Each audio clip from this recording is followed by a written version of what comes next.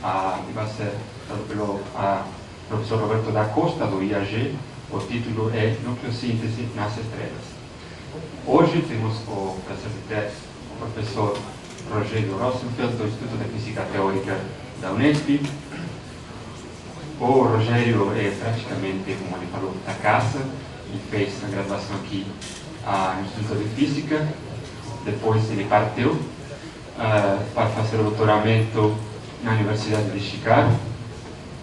Daí a Universidade de Chicago fez um doutoramento primeiramente em Boston, UCLA, depois Northeastern e Boston University, e finalmente voltou para o Brasil, está agora. O Rogério trabalha em várias áreas diferentes, de algum jeito relacionadas, como pode ser visto do fato que entre hoje e segunda-feira ele dará 3 palestras aqui no Instituto em temas completamente ou bastante diferentes, hoje, amanhã e segunda-feira. Então, a palestra sobre hoje é nucleossíntese, a origem dos elementos químicos. Obrigado.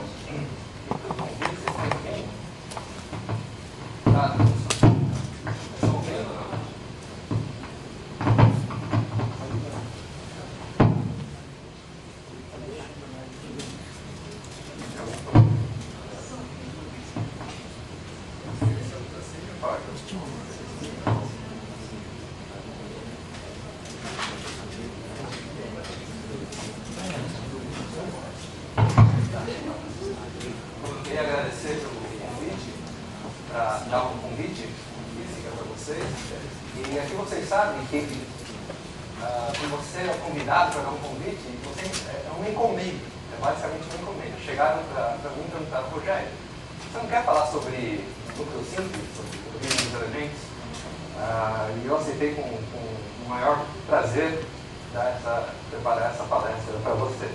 Bom, o que vocês estão vendo aqui, não sei se dá para ver direito nas coisas, mas é uma galáxia. E no nosso universo, o que eu quero mostrar para vocês hoje é que no nosso universo, vocês veem aqui, isso aqui é basicamente uma ótima aproximação. 75% disso daqui que vocês estão vendo é hidrogênio e 25% disso daqui que vocês estão vendo é hélio. Para nós, aqui que são feitos mais de carbono, oxigênio, etc., são uma contribuição muito pequena a toda a matéria que existe no universo. E a grande parte desses 25% de hélio que vocês não estão vendo, mas é o que tem aí, na matéria luminosa do universo, foi formado, foi cozinhado, digamos assim, nos primeiros minutos da história do nosso universo.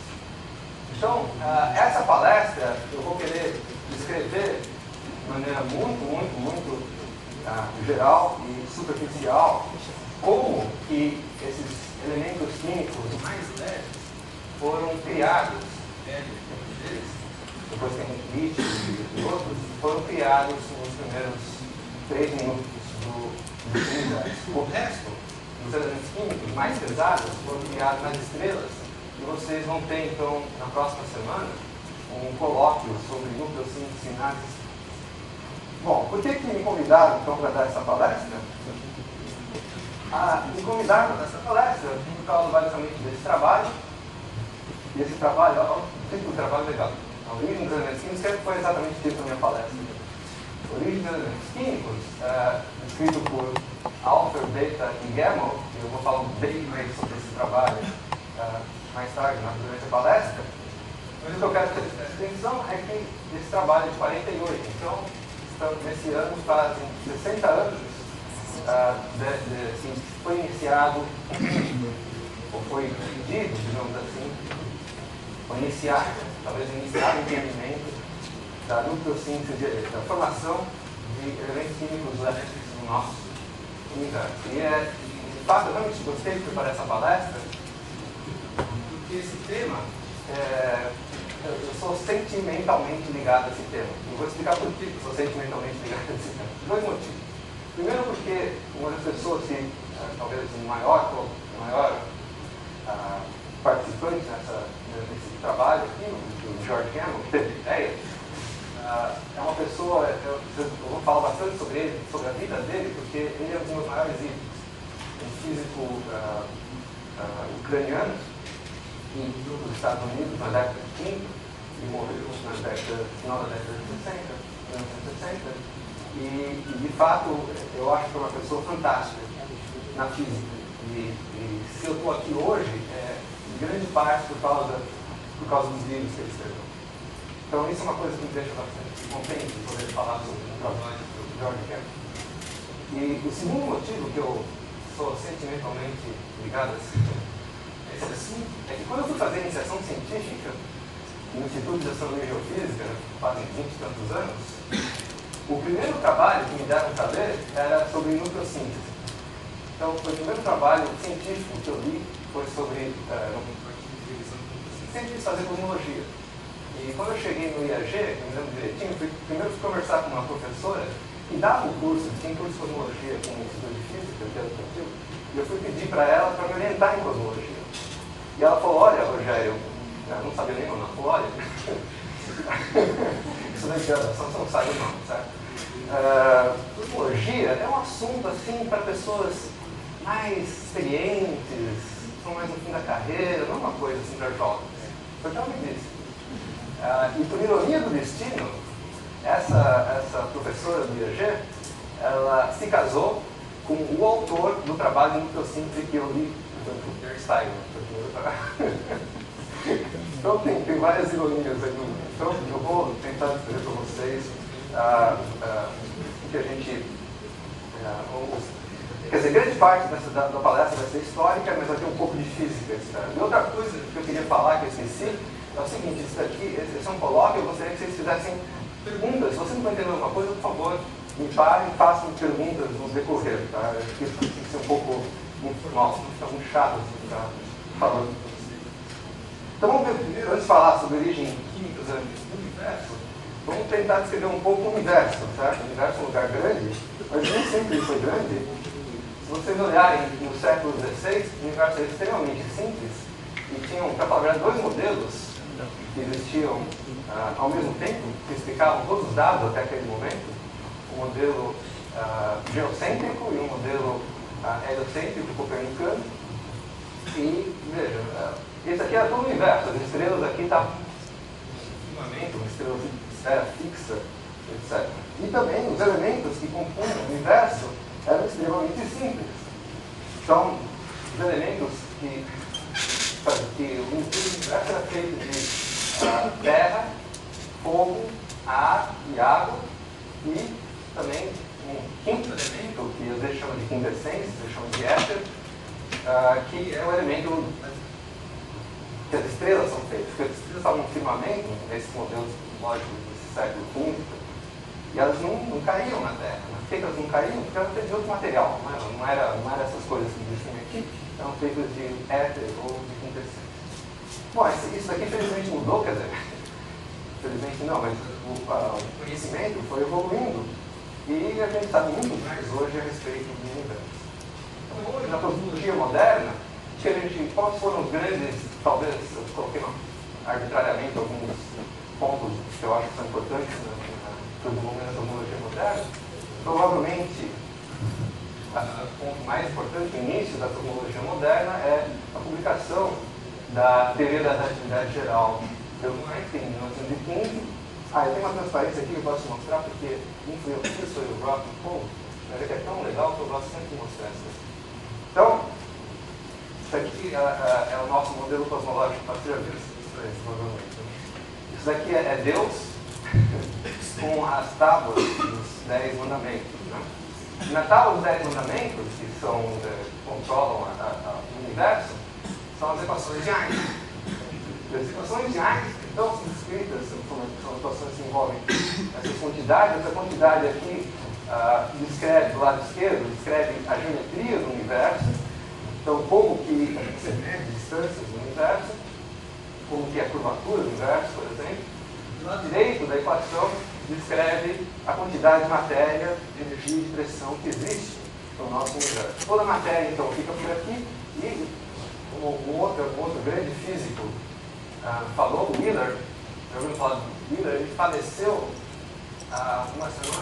mês atrás, mais ou menos, 3 semanas atrás, com 96 anos, sei lá. Wheeler foi um grande estudioso da relatividade geral. Aliás, uma coisa interessante, sabe quantos anos o Wheeler começou a estudar a relatividade geral? 42 anos. Ele tinha 42 anos quando começou a estudar a relatividade. Incrível, eu acho. Então, como o Wheeler gostava de falar, essa parte daqui das equações de Einstein, que trata de geometria, ele diz que o espaço fala para a matéria como que ela tem que se mover, ou seja, como é que é essa geometria do espaço e tempo. E do lado direito, a matéria, esse conteúdo de matéria, fala para o espaço como ele tem que se curvar. Então, essas equações que envolvem as quantidades que descrevem a geometria do espaço e a quantidade de matéria, energia e pressão no universo, são sensoriais. Isso aqui são tensores 4x4, tensores de ordem 4, simétricos. Sabe quantas equações são? Então, são 10 equações. Você tem 10 mandamentos ali. Tudo concorda. Né? Então, essas são as equações que descrevem a evolução do universo. Sabe? De fato, isso aqui são as equações que descrevem como o universo evolui. Mas a gente não vai falar disso. Só para falar que tem equações. Muito bem, então em 1917, Einstein aplica a teoria da relatividade geral para descrever o universo como um todo, usando uma hipótese de homogeneidade e entropia do universo, um princípio cosmológico, que hoje está em grande debate, para falar a verdade. Mas ele acreditava, nessa época, em 1917, que o universo era estático, e as equações teimavam em dizer que o universo não podia ser estático. Não tem como. A força da gravidade é sempre atrativa. Então não tem como o universo ficar estático. Então não tem nada de contrabalância à gravidade. Então o que ele fez foi introduzir um outro termo naquela equação que eu mostrei para vocês, que é o chamado termo da constante cosmológica, que tem um efeito de antigravidade e, portanto, pode levar o universo a um estado de equilíbrio. E, portanto, se tornar o universo estático. Era a evidência observacional na época, contando os movimentos da Terra, de translação, do Sol, etc., e de rotação em torno do seu próprio eixo, as estrelas pareciam fixas. Em 1929, no entanto, o Hubble descobre que o universo não é estático. Então, esses são os grandes pontos, as grandes descobertas do mundo moderno. Então, deixa eu só mostrar para vocês, talvez vocês já tenham visto os dados do Hubble. Então, esse daqui é o gráfico do trabalho original do Hubble, que está nesse gráfico aqui distante de uma certa galáxia, como função da velocidade dessa galáxia. A distância está na unidade de parsecs, velocidade em quilômetros por segundo. Esse aqui é o gráfico e tem uma relação, se você dá para o estudante de física, você pode traçar qualquer curva. Né? E não tem nenhum erro aqui. Então, acho que o Hubble não seria aprovado em um relatório de física 1. Mas hoje a gente tem dados muito mais precisos. Isso aqui é um trabalho de 1994, tem dados ainda mais recentes, obviamente. E, novamente, você vê, são as mesmas quantidades que estão graficadas aqui. A distância agora é em megaparsecs, não mais em parsecs, 1 milhão de parsecs. E aqui a velocidade em quilômetros por segundo. E aí vocês veem que todos os dados do Hubble cabem nesse quadradinho. Então, essa evolução desse campo de cosmologia, desse campo observacional nesses últimos 100 anos é realmente fantástico. Então, assim que se tem evidência da expansão do universo. E uma coisa que eu não vou falar, mas que eu acho uma descoberta também muito importante, que até agora a gente não sabe direito o que está por trás disso, é que não só o universo está em expansão, como essa expansão do universo é acelerada, e não desacelerada, como todo mundo esperava, que é o que se espera de uma teoria de gravitação, onde a força gravitacional é sempre atrativa. Então, essa aceleração aqui, no fim das contas, a gente ainda não sabe qual é a causa, pode ser simplesmente aquela velha constante cosmológica do Einstein que realmente existe e que está causando essa aceleração. O som está bom? Ou é a impressão minha que está dando algum eco ou não? Será que está muito próximo da minha... Mas... Não? Continua assim? Continua assim. Então, isso aqui é o que a gente conhece hoje um pouco sobre o universo. Agora, eu quero voltar um pouco no tempo. Então, isso aqui foi até 1998, quando foi descoberta a expansão acelerada do universo.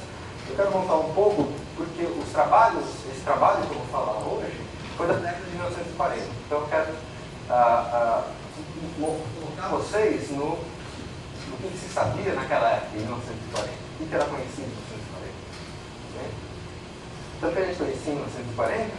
Primeiro, a gente já sabia, como falei para vocês, pelos trabalhos dos colaboradores, que o universo é mais estático que o universo está expansivo.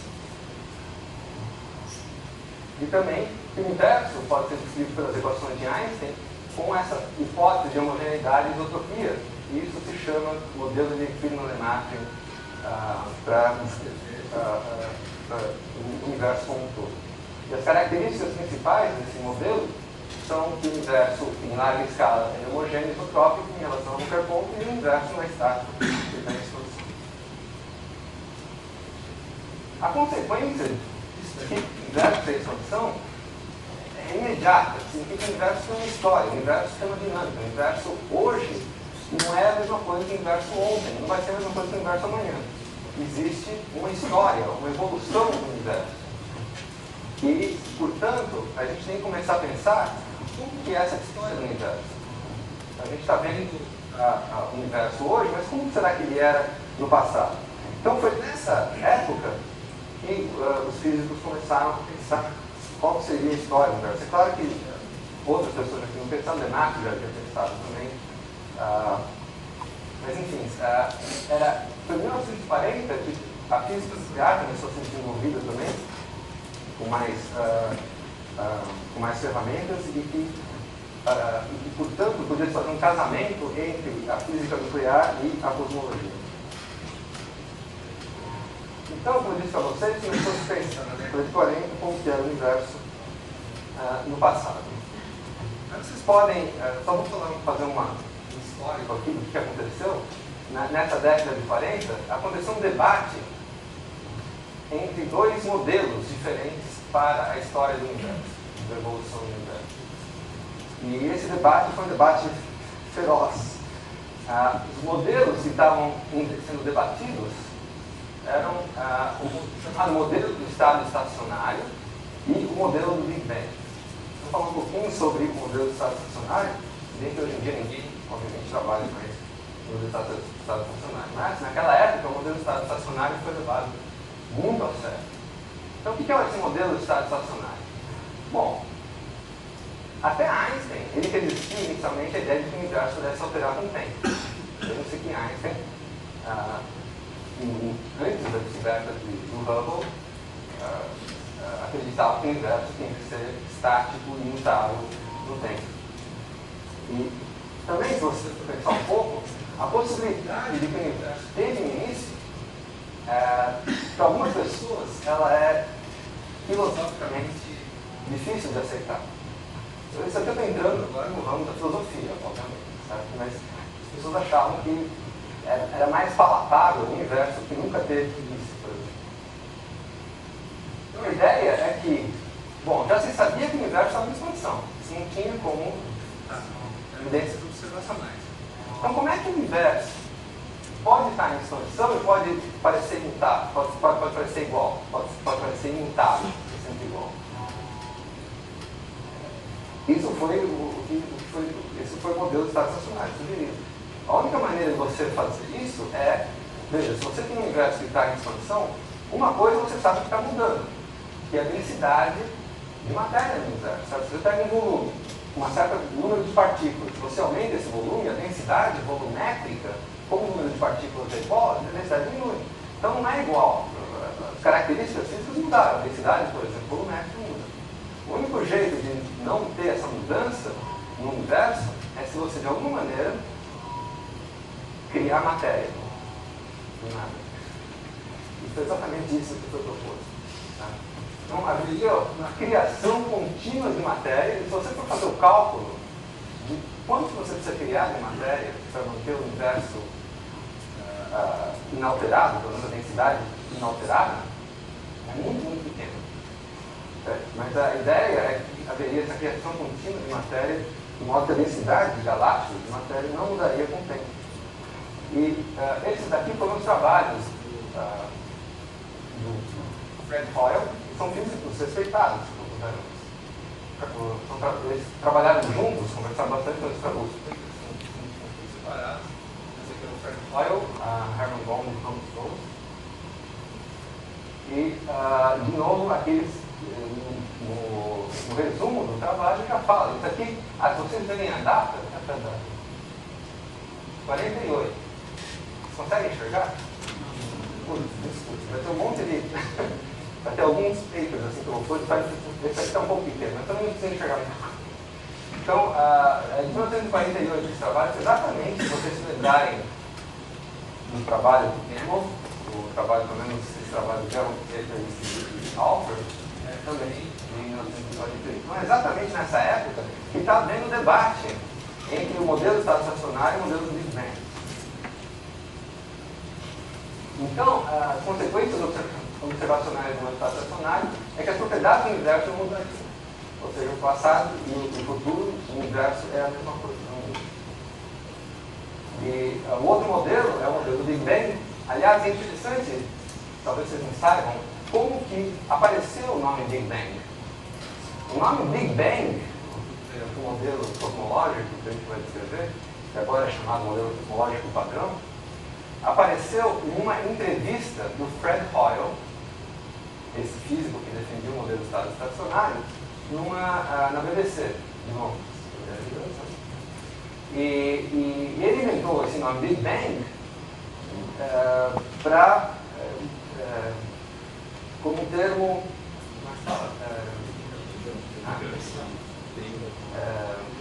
pejorativo. É um termo pejorativo para esse modelo do George Campbell. Basicamente, o Leonardo Frigo. Então, o nome Big Bang apareceu como um nome pejorativo e ficou. Tá? Hoje em dia, todo mundo conhece o modelo como modelo Big Bang. Então, esse modelo Big Bang foi basicamente desenvolvido por esse físico russo, ucraniano, George Campbell, e os seus colaboradores, e isso é muito importante mencionar os colaboradores Alfred e Hermann. Alfred foi um estudante, vou falar um pouco sobre Alfred, foi estudante de doutorado do George Campbell. Hermann foi pós-doutorado.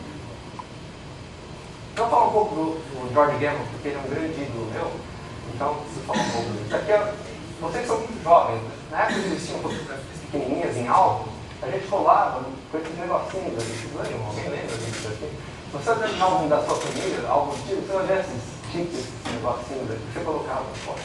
Então, essa aqui é uma das fotos desse físico George Campbell, da vida dele. E como que é, então, a história, a linha de mundo do George Campbell? Ele nasceu em Odessa, essa aqui é uma foto dele quando criança. Depois estudante de física em Leningrado. E sabe quem foi o orientador dele em Leningrado? Friedman, Alexander Friedman, que foi o cara que desenvolveu o modelo cosmológico. A partir das equações de Einstein e com expansão. Em 29, ele visita Copenhague e Cambridge, e aí que ele desenvolve o modelo de primeira pessoa que o modelo de elementos quânticos, de integração alfa. Depois, ele é obrigado a voltar para a União Soviética, com outros físicos também, Kapitsa, você foi obrigado a voltar para Londres, Kapitsa, para voltar para a União Soviética, ele também foi obrigado a voltar para a União Soviética. E ele tentou fugir da União Soviética algumas vezes, uma vez até uma canoa, eu vi uma foto dele com uma canoa, ele atravessava o lado do nacional. Enfim, e finalmente ele conseguiu escapar da União Soviética, ele fez uma conferência na Bélgica, ele nunca mais voltou. Alguns físicos russos ficaram muito chateados com isso, porque depois o Gamma falou que ele prometeu que ia voltar e não voltou. Então eu já ouvi histórias de físicos russos falando que isso não foi muito bom para a física na Rússia, a definição do George Campbell. E ele foi professor na Universidade de George Washington por 22 anos. E depois, finalmente, ele foi para a Universidade de Colorado, onde ele ficou até 68, quando ele faleceu. Então, aqui é o foto. E uma coisa que é extremamente interessante na vida dele é que ele é uma pessoa eclética. Talvez por isso que seja também eclético, não sei. Mas ele trabalhou em muitas coisas.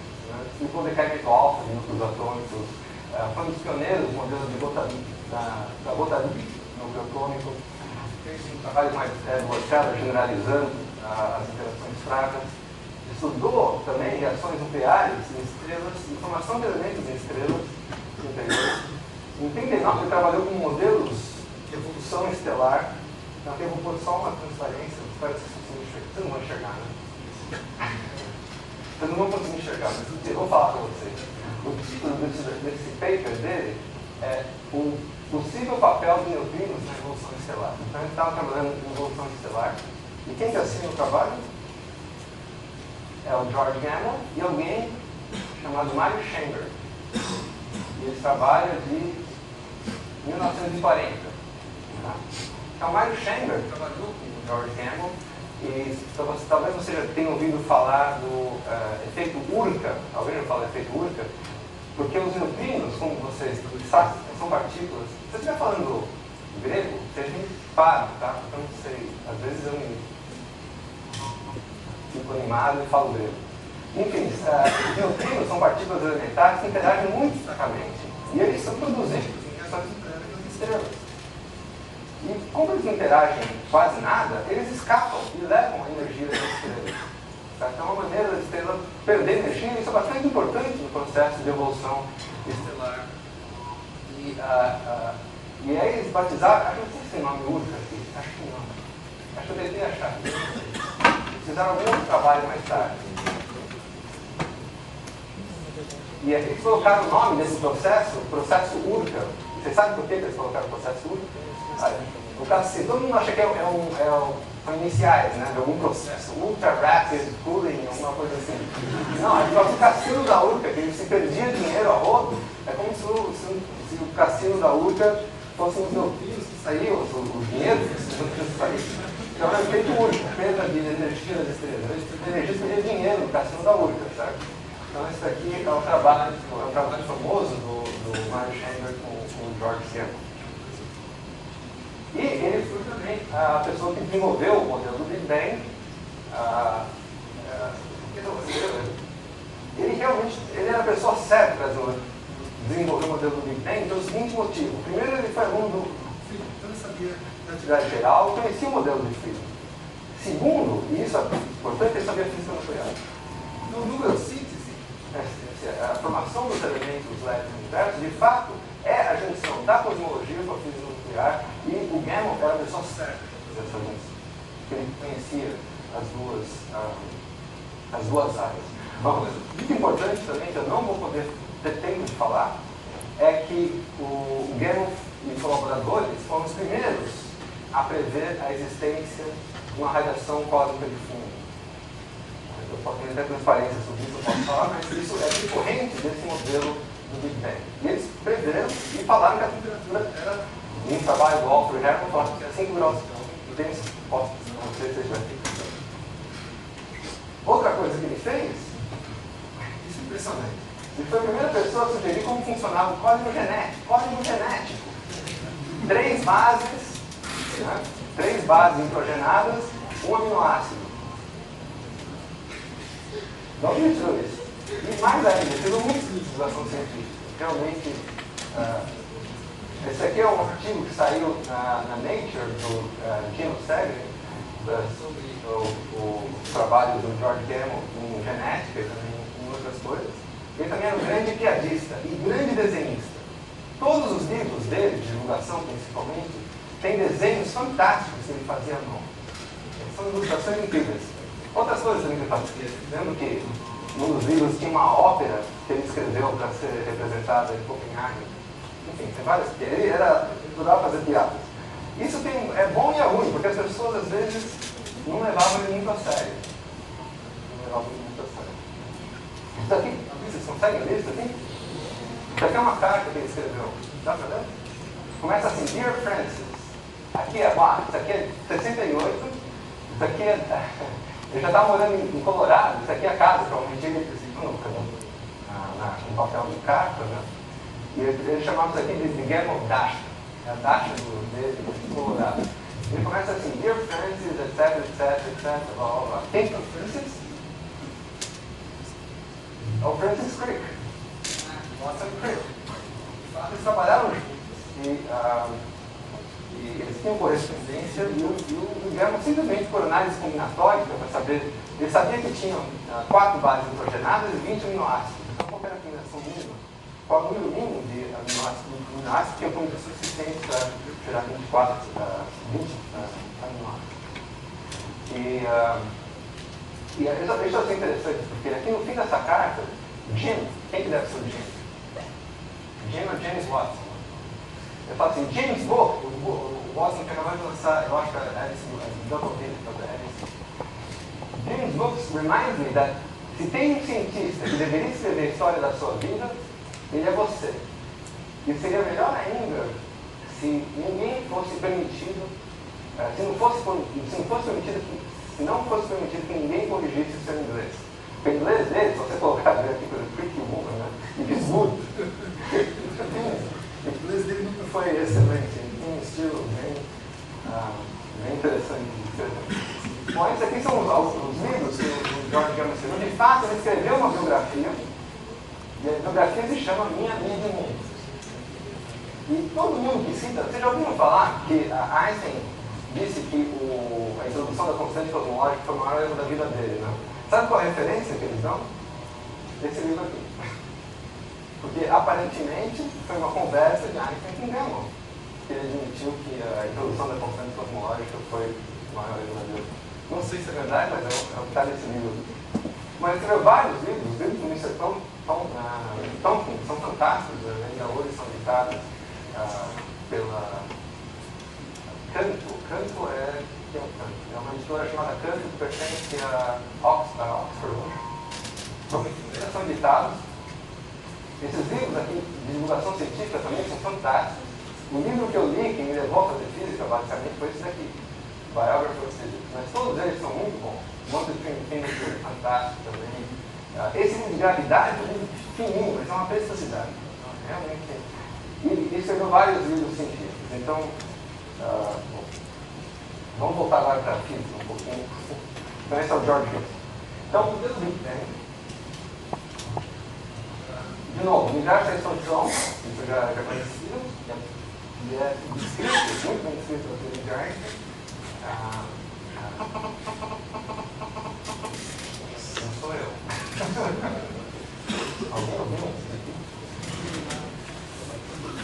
Bem, então a gente sabe que o universo é descrito por essa teoria, e você tem um universo, você tem matéria, certo? Se você rodar o filtro contrário, ou seja, você tem um universo que está se expandindo. Se você pensar no passado, o universo era menor. Se ele era menor, ele devia ser mais quente e mais denso. Então, é muito... Você pode imaginar facilmente que o universo no passado era uma sopa muito quente, vou até falar do momento, eu não sei assim, como seria, muito densa, também vou falar como densa seria. E essa sopa de partículas, partículas que a gente chama de partículas, eram as partículas elementares da época, isso aqui eu estou falando em 1940, eram nêutrons, prótons, elétrons e fótons. Neutrinos. Então essas são as partículas. É claro que a gente sabe que existem nêutrons e prótons que são partículas elementares e que no passado do universo, isso aumenta mais a temperatura do passado, existiam nem prótons e nem nêutrons, existiam simplesmente partículas. Então, o que o Gamow fez foi explorar as consequências desse ambiente do universo primitivo, ou seja, dessa sopa muito quente, muito densa de partículas, para a formação dos elementos químicos mais leves. E, de fato, foi a primeira aplicação de física microscópica, que a gente chamaria hoje de partículas elementares, no universo, tá? no macrocosmos. Então, a primeira aplicação de prótons e nêutrons gerar todos os elementos que a gente conhece. Tá? Então, isso aqui é Então, é isso aqui. Na fornalha, que era o universo primitivo, ocorreram reações... Tá bom agora o som. Tá bom o som? Então, na fornalha, que era o universo primitivo, ocorreram reações nucleares que são semelhantes à estrutura interior das estrelas e que fabricaram os núcleos de átomos mais pesados que o hidrogênio. Então, é esse o processo que a gente dá o nome de núcleos, a formação de núcleos mais pesados a partir de prótons e nêutrons. Mas você pode pensar que é esotérico esse assunto. Puxa, quem vai estar pensando em formação de elementos no universo primitivo? Então, de onde que veio os elementos químicos no universo? De fato, não tinha muitos grupos naquela época, não havia grupos, muitos grupos trabalhando, mas tinha algumas pessoas que estavam pensando nisso. E enquanto o George Gamow estava trabalhando nisso, aqui em São Paulo, tinham pessoas que estavam trabalhando nessa área também. Esse daqui é um trabalho de um físico brasileiro chamado César Lattes e do orientador dele no Brasil chamado Lev Vatagin. Lev Vatagin é um físico, se não me engano, russo também, que trabalhava na Itália e que veio trabalhar na USP, na fundação da USP, um pouco depois, não sei exatamente quando ele chegou no Brasil. Mas o Lev Vatagin, pode-se dizer que o Lev Vatagin foi o iniciador da física no Brasil. Não existia física no Brasil antes do Lev Vatagin. Acho que são... Alguém tem algum físico mais velho que outro? Ninguém vai explicar comigo. Tá. Então já viu, o Lev Vatagin, sabe lá, é um jovenzinho, né? Obviamente, um estudante. E o Lev Vatagin já tinha pensado em como explicar a abundância relativa dos vários elementos químicos do universo através de física nuclear. E de fato, ele tem um outro trabalho.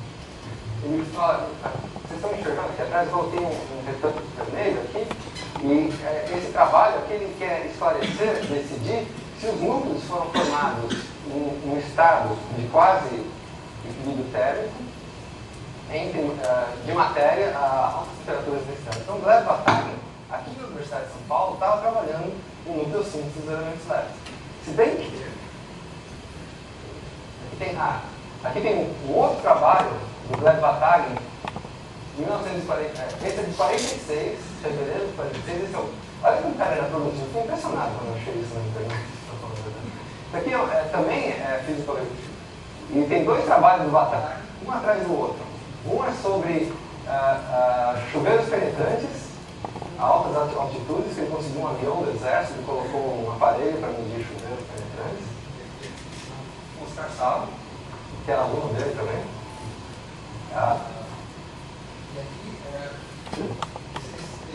Isso aqui eu tirei da física evolutiva, realmente está um atrás do outro. E esse aqui é um artigo sobre a abundância de núcleos no universo. Então o Lev Vatagin já estava pensando nisso. Só que o Lev Vatagin, ele não sabia cosmologia. Então não tem nada de cosmologia nos artigos, pelo menos até onde eu vi. E ele achava que podia formar todos os elementos químicos através de processos de equilíbrio com uma certa temperatura fixa. Então, a essa temperatura podiam as reações formar os elementos e acabou. E, portanto, isso aqui de novo é um trabalho esse é um trabalho de 47. Esse Paulo Saraiva de Toledo, eu não sei que filme é bom, nunca ouvi, não sei se alguém já ouviu falar dele. Mas também deve ter sido um aluno do Lev Vatagin, que são dados experimentais, ele fez um ajuste. Então, a ideia do Lev Vatagin é muito simples. A gente já vai ver que a razão que a densidade de elementos químicos em equilíbrio está ligada, é diretamente relacionada a uma distribuição chamada estatística, uma distribuição de Boltzmann. Então está ligado à diferença de energia entre os estados e a temperatura do meio ambiente. Tá? Então, basicamente, ele fez uma fórmula que citava o logaritmo da razão desse dado diferente com o número atômico, número de massa e energia de informação.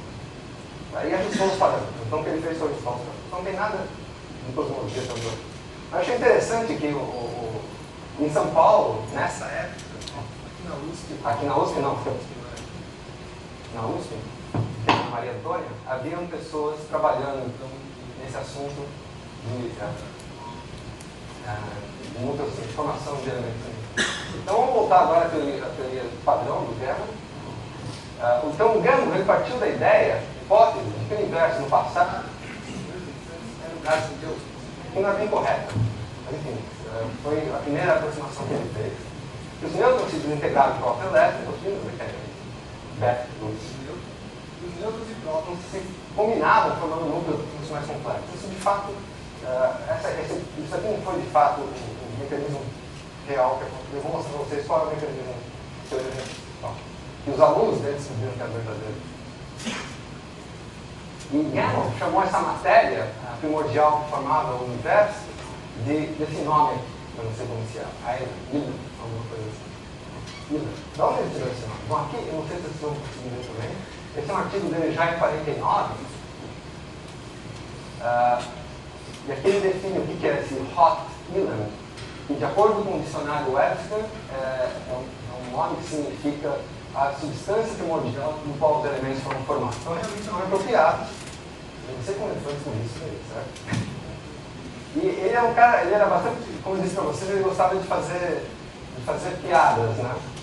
Então ele falou que esses trabalhos aqui, essa teoria da captura de nêutrons para formar núcleos cada vez mais pesados, foi desenvolvida por Alpher, Beta, Gamow e Delta. Porque ele queria de qualquer forma que...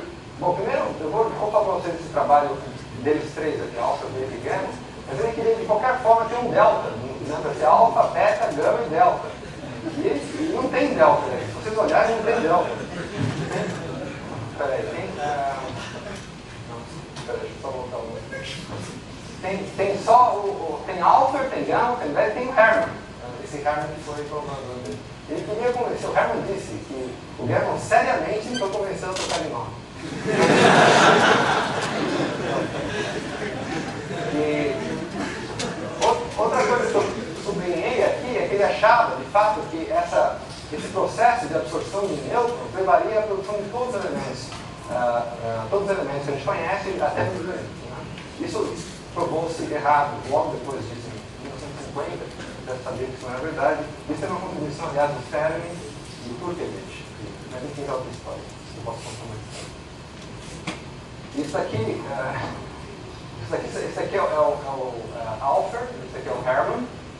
E eles fizeram essa montagem no Gamow saindo de uma garrafa de Iron. É o gênio saindo da garrafa. E aí, eles fizeram a montagem, naquela época, na minha época também, quando era jovem, precisava transparências para dar seminários. Eles colocaram essa transparência com essa montagem no meio das transparências do Gamow, sem nem saber. Eu estava colocando as transparências no seminário, e de repente aparece essa transparência. Aí ele ficou assim, surpreso, depois ele gostou bastante da surpresa. E esse aqui é aquele trabalho que eu mostrei na segunda transparência do colóquio, que é a origem dos elementos químicos, e ficou conhecido como teoria alfa, beta e gama, porque é alfa, beta e gama. Acontece que o beta nunca trabalhou nesse artigo. Nunca. O beta não trabalhou nesse artigo. O gama incluiu o nome do beta, com piada também para ficar alfa, beta, gama. E o beta, mas isso ele mudou. Tudo bem, o artigo parece estar certo mesmo. E ele queria colocar o beta com as palavras em absentia. Mas os editores do fim do livro não quiseram, não deixaram. Então ele colocou mais beta, ficou mais beta. E se vocês notarem aqui, essa é a data do artigo que saiu no jornal, no periódico. Saiu no número de 1º de abril de 1948. E nesse artigo, de fato, se vocês forem ler o artigo, eles não consideram a situação inversa a primeira aproximação, ignoram a radiação, é uma coisa bem aproximada, e depois foi desenvolvido mais tarde por Alpher e Fermi. Então, o trabalho completo mesmo, com todos os detalhes de nucleossíntese, está nesse artigo de 1950, incluindo a exposição do universo, incluindo radiação, e também levando em consideração que você não tem a formação de elementos mais pesados do que delírio 7, a gente vai ver. Isso é devido ao fato de não existir elementos estáveis, como o neutron 5 e 8. Tá? Isso quem Quem apontou primeiro foi Enrico Fermi e Tony Turkevich, um trabalho que não foi publicado. Bom, então essas brincadeiras podem parecer inofensivas, mas elas não foram inofensivas. Elas afetaram uma pessoa. Afetaram o Alfred, que era o aluno dele. Por quê? Porque, pô, você faz um trabalho com Bethe e Gamo, é óbvio que todo mundo vai achar que você não fez muita coisa, né? Quem fez todo o trabalho foi Bethe e Gamo. Enquanto que, realmente, quem fez todo o trabalho de calcular essas curvas, tem umas curvas aqui, essas curvas aqui, são as curvas de nucleossíntese, né, das mudanças estimativas. Aí eu posso falar exatamente onde vem, de soluções de equações diferenciais acopladas que ligam vários processos químicos, que eu vou mostrar quais são, de fato, foram resolvidas pelo Walther. Então, o Walther, outra coisa, o Walther faleceu recentemente, tá? Faleceu no 11 de agosto do ano passado. Tá? Essa aqui é a foto que eu achei no obituário dele, né? E aqui eles publicaram, Alfred e Hermann publicaram um trabalho, publicaram um livro, Gênesis do Big Bang. E é uma coisa curiosa que aconteceu, o trabalho foi esquecido. O trabalho de Alfred, Hermann, revendo a radiação foi esquecido pela comunidade. Tem a declaração de uma astrônoma chamada Vera Rubin, que disse assim, que esse trabalho teve implicações vastas, mas infelizmente não teve muita atenção. Sabe por que não teve muita atenção? Não teve muita atenção, primeiro porque o Gamo tinha essa personalidade meio flamboyante, como é que se diz? Fanfarrão, e as pessoas não levavam ele muito a sério, primeira coisa. Em segundo lugar, havia esse debate entre o estado estacionário e o Big Bang. Não era trivial naquela época defender o modelo do Big Bang, porque havia um problema de idade do universo, porque a constante de Hubble era mal, tinha uma medida, a medida estava errada. Então havia um problema da idade do universo, e isso era um dos argumentos para as pessoas não levarem muito a sério nem o Big Bang, nem o Gamo, etc. Inclusive, no trabalho, finalmente, quando descobriram a radiação cósmica de fundo, o trabalho teórico de Jim Peebles e colaboradores, não citam o trabalho do Hermann Alfred. Não citam. Porque não sabiam. Mas depois, no prêmio Nobel, eles citaram. Realmente o trabalho foi esquecido, especialmente. Então, agora eu falo um pouco de física nos últimos 5 minutos. Eu vou mostrar para vocês, pelo menos um pouquinho, como que isso aqui acaba em 10 minutos, alguma coisa assim. Então, vou falar um pouco sobre nucleossíntese primordial. Às vezes vocês vão encontrar na literatura BBN, que significa Big Bang Nucleosynthesis. Esse é o nome que se dá na literatura. Então, eu vou falar para vocês um pouco sobre nucleossíntese em 3 simples etapas. Então, o universo primitivo, ele era uma sopa extremamente quente e densa, de nêutrons e prótons. Ele era tão quente, tão denso, que esses nêutrons e prótons estavam em equilíbrio termodinâmico. Eles estavam equilibrando que essas reações eram frequentes o suficiente para levar a um equilíbrio termodinâmico entre prótons e nêutrons. Isso acontece quando o universo é extremamente quente. Como quente? Bom, isso acontece quando a temperatura do universo é maior do que 10 elevado a 10 Kelvin. É muito, muito quente. E a gente, físico de partículas, gosta de colocar temperaturas em escala de energia. A gente usa ultraônico.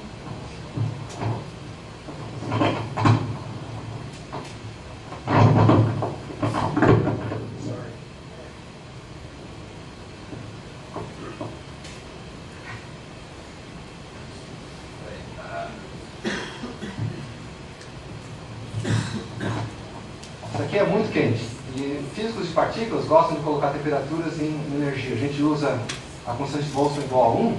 Então a gente gosta de usar a escala de energia. Isso aqui equivale a 1 milhão de elétron-volts. Isso daqui ocorre quando o universo tinha 1 segundo. 1 segundo. 1 segundo. 1 segundo. É impressionante. Fala assim. 1 segundo. A gente está depois de 13 bilhões de anos. Isso daqui é 1 segundo. Mas o universo ele acaba se expandindo, ele expande e esfria. Tá? E eventualmente, a taxa, essa interação entre prótons e nêutrons, ela não ocorre tão frequentemente para manter o equilíbrio termodinâmico. Então o que acontece é que nêutrons e prótons eles saem do equilíbrio termodinâmico. mas acabam saindo, ainda bem que eles saem do termodinâmico, porque quando eles estão no equilíbrio termodinâmico, a distribuição, a razão, agora é uma fórmula, vou falar para vocês o que é essa fórmula. Essa fórmula é a razão entre número de nêutrons e número de prótons. A razão entre número de nêutrons e número de prótons a uma certa temperatura T, que está dando K, se Boltzmann é igual a 1, ela é dada por um fator que a gente chama de fator de Boltzmann, que está relacionado com a diferença de massa entre o nêutron e o próton. Se o próton e o nêutron tivessem a mesma massa, equilíbrio termodinâmico significaria quantidades iguais de prótons e nêutrons. Como o nêutron é mais pesado, um pouco mais pesado que o próton, isso aqui eles não têm o mesmo número. Então você tem de fato mais prótons do que nêutrons. E essa distribuição de equilíbrio, como eu disse para vocês, se você está na distribuição de equilíbrio e de repente eles saem fora do equilíbrio termodinâmico. O que significa sair fora do equilíbrio termodinâmico? Significa que essa razão fica congelada.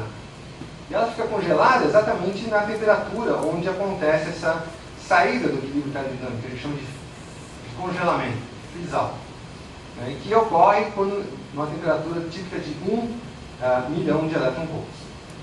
Então, se você colocar aqui 1 milhão de electron-volts e colocar a diferença de massa entre o próton, entre o nêutron e o próton, e colocar nessa exponencial, você vai ter esse número que é aproximadamente 1/7. Então, o que significa isso daqui?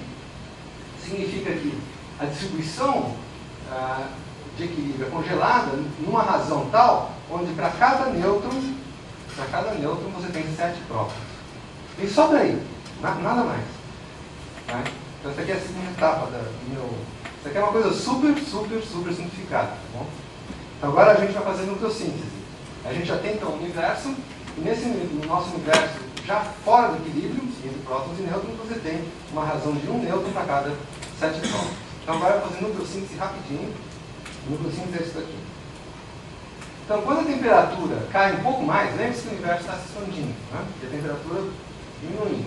Então, quando a temperatura cai para uma temperatura da ordem de 10 a 9, 1 bilhão de Kelvin, ou seja, 0,1 milhões de electron-volts, nêutrons e prótons eles podem se combinar para formar um núcleo atômico mais simples, que é o deutério. Claro, você pode dizer que o próton é o núcleo atômico do hidrogênio, obviamente mas eu não estou nem contando isso, tá certo? Então, o núcleo atômico composto mais simples é o deutério, que é composto por um próton e por um nêutron.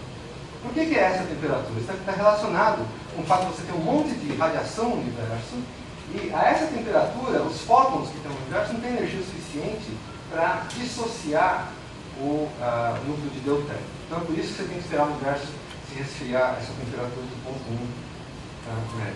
Só para vocês terem uma ideia, a essa temperatura tinha tanta radiação, que a densidade de radiação é igual à densidade da água hoje.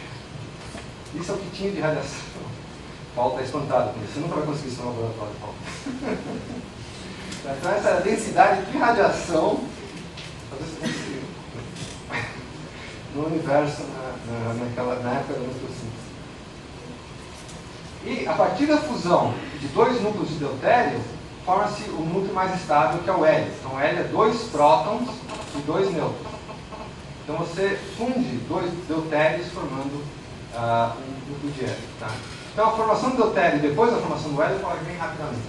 Quando você pode formar o deutério, você imediatamente vai para o hélio, porque o hélio é o elemento mais estável, ele tem uma energia de ligação maior. Portanto, você forma ele rapidamente. Tá? Isso ocorre quando a temperatura, de novo, cai para a ordem 0,1 milhão de electron-volts, isso é 100 segundos, mais ou menos, depois do Big Bang. Tá certo? Então, a nucleossíntese de elementos leves ocorre tipicamente em alguns minutos depois do Big Bang. E a previsão, então, aproximada da nucleossíntese de Big Bang, de novo, em uma primeira aproximação, todos os nêutrons são usados para formar hélio. Isso aqui é uma primeira aproximação, que não é tão má, para falar a verdade. Só quero dar uma ideia para vocês de onde que vem. Lembra que eu falei no primeiro slide que a gente tem 75%, uma boa aproximação, 75% de hidrogênio e 25% de hélio no universo. Isso nas observacionais. Tá? De onde que vem esses 25% de hélio? Vem daqui. De onde que eles vêm? Bom, vamos pegar 2 nêutrons. Lembra que eu falei para vocês que para cada 2 nêutrons tem 14 prótons, porque para cada nêutron tem 7 prótons. Né? Então vamos colocar aqui 2 nêutrons e 14 prótons. E os nêutrons, todos os nêutrons, são imediatamente usados para formar hélio. Então, isso aqui tem que pensar que é uma expansão, uma variação, etc. Mas é isso mesmo. Você tem 2 nêutrons e 2 prótons formando um átomo de hélio. Isso é nucleossíntese, pessoal. Acabei de fazer nucleossíntese para vocês. E, portanto, para cada núcleo de hélio, isso aqui agora virou núcleo de hélio, você tem 12 núcleos de hidrogênio. E se você for...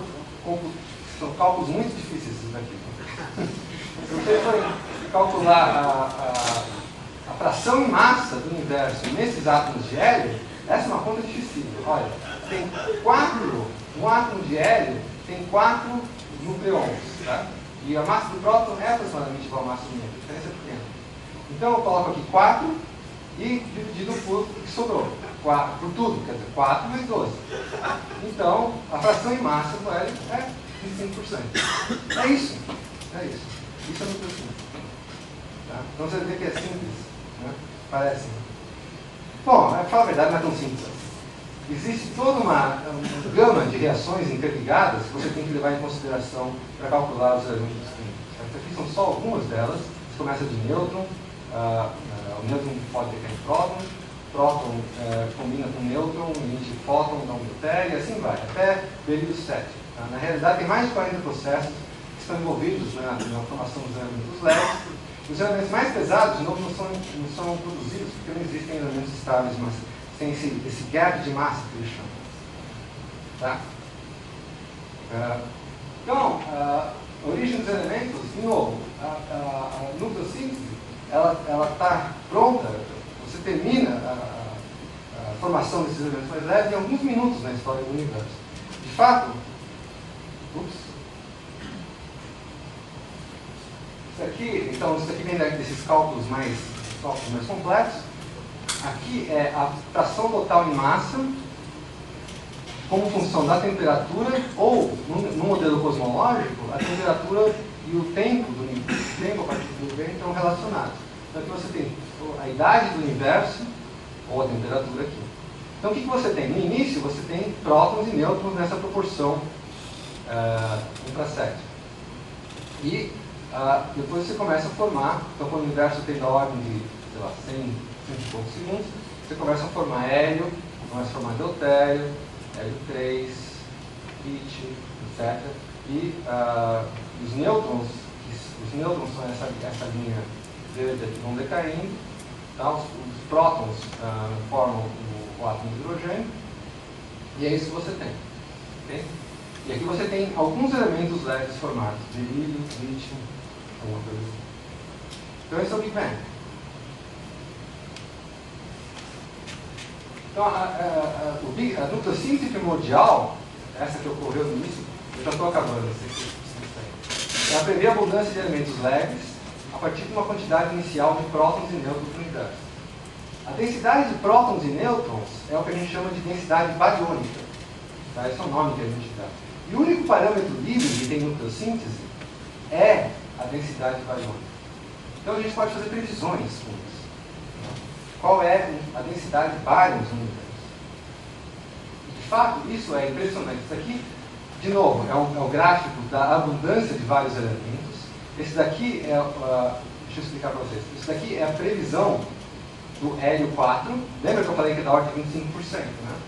Mas ela depende dessa densidade bariônica que está aqui, ou, se você quiser, também você pode escrever essa densidade bariônica como sendo uma fração de densidade no universo, densidade crítica do universo. O que você percebe, e essa caixa, está vendo que tem uma caixa preta aqui? Essa caixa são os dados observacionais sobre da abundância de hélio no universo. A mesma coisa para o deutério. O deutério, aliás, é algo muito importante, porque o hélio é produzido pelas estrelas, mas o deutério, então se você vê hélio no universo, pode ter uma pequena parte foi produzida nas estrelas, mas o deutério, ele só é destruído na evolução estelar. Qualquer quantidade de deutério que você vê, é deutério que foi produzido no Big Bang. Isso é impressionante. Então isso aqui, de novo, é a previsão teórica do modelo, A largura aqui está relacionada com a incerteza do modelo, que está a seção de choque, por exemplo.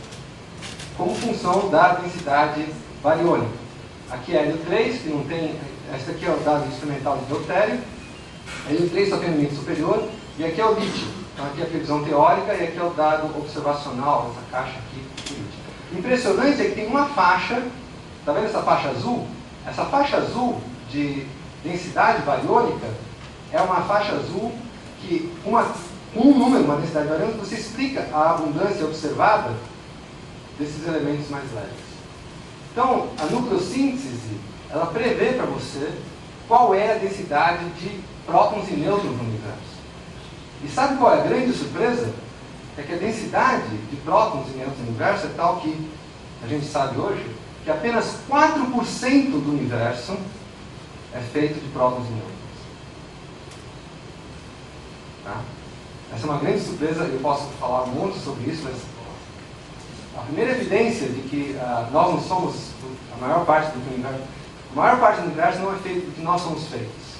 Tá? A maior parte do universo não é feito de prótons e nêutrons. Então isso aqui vem de nucleossíntese. Isso aqui é um dado mais recente. São dados mais recentes. Aquela figura é um pouco antiga, isso aqui são dados mais recentes. De novo, aqui é a abundância de hélio, da ordem de 25%. Isso aqui são os dados observacionais do hélio, a incerteza é muito pequena agora. Aqui é o deutério. E aqui, essa faixa verde aqui é o dado observacional do deutério. Então, de novo, essa linha aqui é a previsão. Essa linha verde aqui, por exemplo, é a previsão do deutério. E essa faixa verde aqui é o que é observado. Tá? E aqui, de novo, como função do número bariônico. Basicamente, isso aqui é o número bariônico. Tá? E lítio, etc. E aqui, você, de novo... e essa faixa aqui amarela, agora não é mais... isso aqui é... Bom, deixa eu voltar um pouquinho. Existe uma nova observação mais precisa do que as observações da nucleossíntese primordial para determinar essa quantidade de bares. Isso vem da observação da radiação cósmica de fundo, um satélite chamado WMAP. Então, WMAP, que é um satélite chamado Wilson Microwave Anisotropy Probe, eles mediram também essa densidade de bares. E a medida do WMAP, nesse gráfico aqui, que estão medindo a densidade de bares, é essa faixa amarela aqui, tá vendo? Dá para enxergar essa faixa amarela? Esses aqui são os dados do WMAP. Você vê que os dados do WMAP, então, concordam muito bem com os dados de nucleossíntese, porque explica o dado de hélio, explica deutério, hélio 3, mas tem um probleminha aqui. Tem um ligeiro problema aqui. Deixa eu tentar explicar para vocês de novo. Então, de novo, isso daqui é a teoria, isso daqui é a medida, e o que o WMAP está dizendo é que a densidade bariônica é essa faixa amarela. Então, vocês estão vendo que a densidade do WMAP está um pouco longe. Então, o WMAP está prevendo que a densidade de lítio teria que estar aqui nesse ponto, onde está o laser. Mas os dados observacionais estão nessa faixa. Então tem uma discrepância, hoje, os dados atuais, os dados mais atuais do nucleossíntese apresentam uma pequena discrepância na abundância do lítio 7. Você fala, mas quem que vai ligar para isso? Tem um monte de físicos que ligam para isso. Então, tem vários trabalhos que tentam ir além do modelo mais padrão de nucleossíntese para tentar explicar esse pequeno, como se diz, pequena inconsistência, digamos assim, entre o modelo de Big Bang e o WMAP. Bom, então eu vou concluir, acabei, só algumas conclusões. Então, o modelo do Big Bang, que foi desenvolvido por Gano e colaboradores, não exceção dos colaboradores no final da década de 40, é hoje a base do que a gente chama de cosmologia moderna. Se vocês quiserem um nome mais bonito, é o que a gente chama de modelo cosmológico padrão. Então, o modelo cosmológico padrão veio desse desenvolvimento do George Cannon. O modelo cosmológico padrão, ele é apoiado em 3 grandes pilares observacionais. Você tem sempre que lembrar que a física é uma ciência observacional. Não canso de falar isso. Se você tem um modelo, você tem que testar esse modelo, e esse modelo tem que passar os testes de observação. E os grandes testes observacionais do modelo cosmológico padrão é justamente a formação dos elementos leves, que eles chamam de Big Bang nucleossíntese, a radiação cosmológica de fundo, que é uma previsão gama de colaboradores, e também formação de estruturas em larga escala, que também é um teste, eu não vou falar mesmo, como que as galáxias se formam no universo. A nucleossíntese dos elementos, a nucleossíntese primordial, que ocorreu no Big Bang, ela testa o modelo cosmológico padrão e a física de partículas elementares. Isso é importante. Você está testando também a física de partículas elementares, a interação entre prótons, nêutrons, neutrinos, elétrons e fótons. Quando o universo tinha apenas alguns minutos após o Big Bang. Compara isso com a radiação cósmica de fundo, que teve a sua origem 400 mil anos após o Big Bang. Então, a nucleossíntese de elementos leves é o fóssil mais antigo que a gente tem do universo. É um retrato das condições do universo quando tinha apenas alguns minutos. E ele ainda é um importante vínculo que todo modelo alternativo tem que satisfazer. Ou seja, se você tem um modelo alternativo, por exemplo, variação de alguma constante, todo modelo tem que... um dos primeiros testes que você tem que fazer é ver se você não viola as observações de nucleossíntese elementos. Então, depois de 60 anos de desenvolvimento, a nucleossíntese ainda hoje é muito importante para testar modelos alternativos que existem por aí. Então, se vocês entrarem, por exemplo, no Spires ou Archives, vão ver trabalhos em nucleossíntese. Então, ainda é um assunto importante, ainda é um assunto. Então, muito obrigado pela atenção.